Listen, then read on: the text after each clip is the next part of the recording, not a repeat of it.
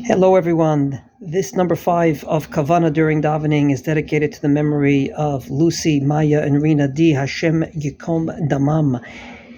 And this one is very surprising, and allow me to start with the story. When the yeshiva of South Shore began in the 5 towns, so obviously, as is the case in many communities that become very predominantly Jewish, there was a lot of opposition. And yet, when the school started, the neighbors came and said, "We'd love to help you, Rabbi Kamenetsky." Rabbi Binyamin Kamenetsky, Zecher Tzadik Levracha, said, "Why?" He said, "We didn't know you have challenged children." He said, "What? We didn't know you have mentally challenged children. We saw that they couldn't sit still, and they were constantly shaking, and therefore we want to help you. We think it's a great deed that you're doing to open a school for them." Needless to say, they were not mentally challenged. They were just doing what we cannot translate into English, and that's called shuckling during davening, moving like this during davening. Says the Shla in the name of Derech HaChaim, if you want Kavana, you shouldn't move during davening, you should stand upright. When it says, Kol atzmotai tomarna Hashem yichamocha, all my bones will say, God, who is like you? That's referring to songs, to praises, to maybe Kriyat Shema, but not to davening. And yet, the most associated thing that we Jews have with davening is shuckling.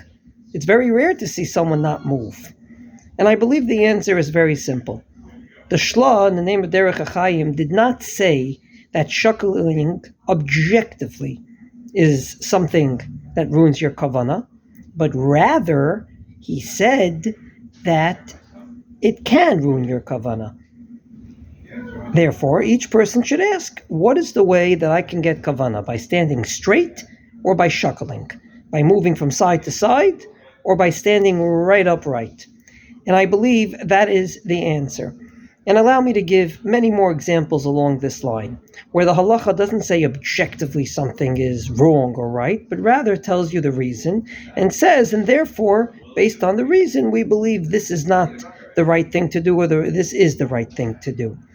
When it comes to dressing for davening, if you look in the Gemara in Shabbos, Masechet Shabbos, page 10, you'll see that the way they dressed up for davening would today be what a clown wears, or perhaps what we dress up for as a costume on Purim.